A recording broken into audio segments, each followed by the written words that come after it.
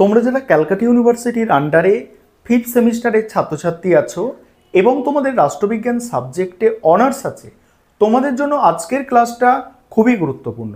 আজকের ক্লাসে তোমাদের সিসি 11 পেপার এবং সিসি 12 পেপার থেকে 100% কমনযোগ্য বড় প্রশ্নের সাজেশান নিয়ে আলোচনা করব। অর্থাৎ 10 নম্বর এবং 15 নম্বরের প্রশ্নের সাজেশান নিয়ে আলোচনা করব এই দুটো পেপার থেকে। আর সাজেশানটা তোমরা প্রথম থেকে শেষ পর্যন্ত দেখো, কারণ কিছু প্রশ্ন তোমাদের বলবো যেগুলো সব থেকে তোমাদের গুরুত্ব দিয়ে পড়তে হবে। কারণ কিছু প্রশ্ন তোমরা যদি করে যাও সেখান থেকেই কিন্তু অনেকটাই কমন চলে আসে, তবে ভালো নম্বর পেতে গেলে একটু বেশি পড়াশোনা করতে হয়। সেটাও তোমরা সাজেশানে পেয়ে যাবে যে কিভাবে তোমরা ভালো নম্বর পেতে পারবে। চলো আজকে সম্পূর্ণ সাজেশানটা দেখে নাও এই দুটো পেপারের। আর আরেকটা বিষয় তোমাদের এখানে বলার আছে, তোমাদের জন্য অনলাইন কোচিং ক্লাস চলছে। তোমরা যদি কেউ পেড ব্যাচে অ্যাডমিশন নিতে চাও বা স্টাডি মেটেরিয়াল পারচেস করতে চাও, সেক্ষেত্রে দেখো স্ক্রিনে যে নম্বরটা তোমরা দেখতে পাচ্ছ এই নম্বরে যোগাযোগ করতে পারো স্টাডি মেটেরিয়াল পারচেস করার জন্য বা পেড ব্যাচে অ্যাডমিশন নেওয়ার জন্য। চলো এই দুটি পেপারের সাজেশান তোমরা দেখে নাও। এবারে তোমরা সম্পূর্ণ সাজেশানটা দেখে নাও। প্রথমে দেখো সিসি 11 পেপার। সিসি 11 পেপারের নাম হচ্ছে western political thought and theory 2।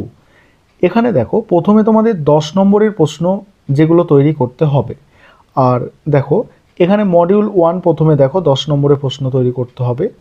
পুরো সমাজ সম্পর্কে হেগেলের বক্তব্য সংক্ষেপে আলোচনা করো, 2022 সালে এসেছিল।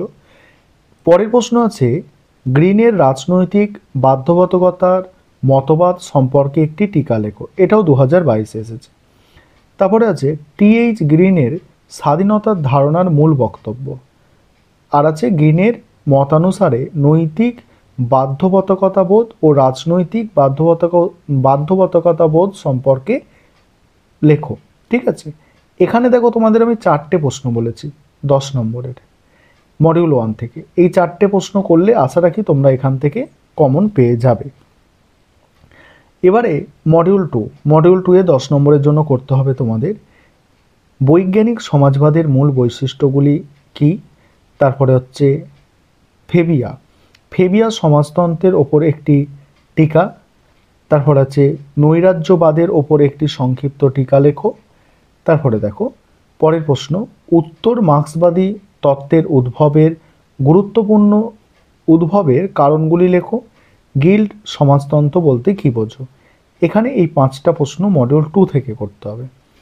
এবার 15 নম্বরের জন্য দেখো মডিউল 1 থেকে প্রথম প্রশ্ন হচ্ছে পশ্চিমী রাষ্ট্রচিন্তার প্রেক্ষিতে দার্শনিক ও রাজনৈতিক চিন্তাবিদ হিসাবে বেনথামের অবদান মূল্যায়ন করো, এটা আছে। দ্বিতীয় প্রশ্ন আছে জন স্টুয়ার্ট মিলের স্বাধীনতার ধারণা, মোস্ট ইম্পর্টেন্ট একটা প্রশ্ন। সমালোচনা সহ জন স্টুয়ার্ট মিলের প্রতিনিধিত্বমূলক গণতন্ত্রের ধারণাটি ব্যাখ্যা করো। নেক্সট আছে জন স্টুয়ার্ট মিলের প্রতিনিধিত্বমূলক সরকারের ধারণা লেখো। এই 4টে হচ্ছে 15 নম্বরের। মডিউল 2 থেকে দেখো প্রথম প্রশ্ন আছে অমার্ক্সবাদী সমাজতন্ত্রে গিল্ড সমাজতন্ত্রবাদীদের অবদান আলোচনা করো।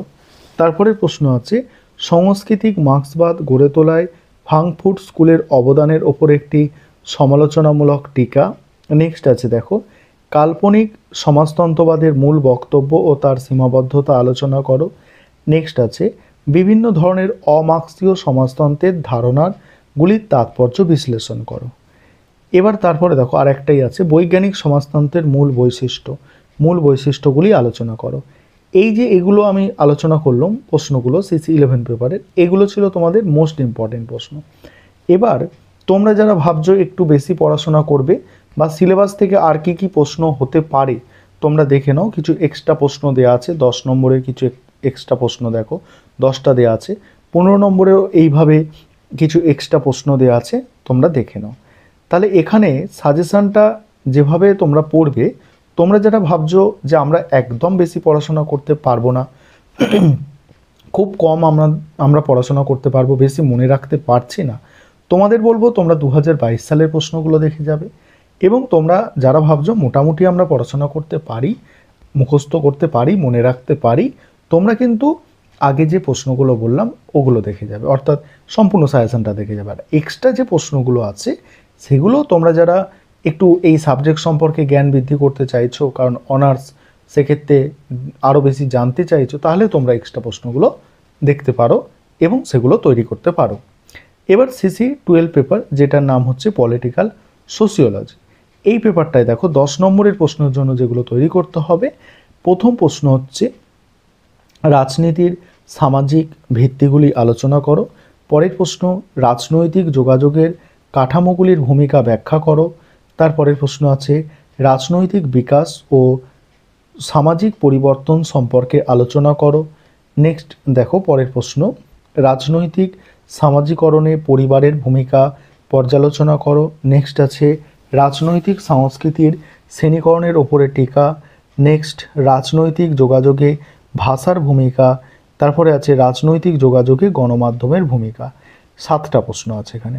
আর এই যে তোমাদের সিসি 12 পেপার আছে, এখান থেকে একটু বেশি প্রশ্ন তোমাদের তৈরি করতে হবে, কারণ এই পেপার থেকে একটু বেশি পড়তে হয়। তো মডিউল 2-এ দেখো, মডিউল 2-এ একটু কম পড়তে হবে। মডিউল 2-এ প্রথম প্রশ্ন আছে রাজনৈতিক স্তরায়নে শ্রেণীর গুরুত্ব, নারীর ক্ষমতায়নের ধারণাটি পর্যালোচনা করো, ধর্ম সম্পর্কে ওয়েবারের দৃষ্টিভঙ্গি ব্যাখ্যা করো, আর ভারতের নির্বাচনী আচরণের ওপর টিকা লেখো। এবারে তোমরা 15 নম্বরের জন্য যে প্রশ্নগুলো তৈরি করবে, দেখো প্রথম প্রশ্ন রাজনৈতিক অংশগ্রহণ কাকে বলে, এর বিভিন্ন রূপগুলি আলোচনা করো।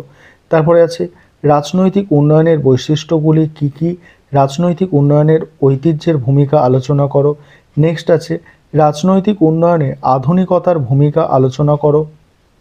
তারপর মডিউল 2 দেখো, মডিউল 2-এ ধর্ম ও রাজনীতির সম্পর্ক আলোচনা করো। নেক্সট আছে রাজনীতিতে সামরিক বাহিনীর হস্তক্ষেপের কারণগুলি উল্লেখ করো। নেক্সট ভারতের নির্বাচনী আচরণের প্রধান নির্ধারকগুলি আলোচনা করো। এই ছিল তোমাদের সম্পূর্ণ সাজেশান। আর তোমরা যারা একটু বেশি জানতে চাইছো এই পেপারটা থেকে, তোমাদের কিছু এক্সট্রা প্রশ্ন দেওয়া আছে দেখো, 10 নম্বরের কিছু এক্সট্রা দেওয়া আছে দেখো, 10 নম্বরের এগুলো তোমরা দেখতে পারো এক্সট্রা হিসাবে। দেখো 10 নম্বরের দেওয়া আছে, তোমাদের সিলেবাস থেকে সম্পূর্ণ প্রশ্নগুলো তুলে দেওয়া হয়েছে। 15 নম্বরের দেখো, 15 নম্বরেরও প্রশ্ন আছে এইভাবে। তোমরা যারা জানতে চাইছো এই সাবজেক্টটা অধিক, তোমরা এই প্রশ্নগুলো দেখতে পারো যদি মনে হয়।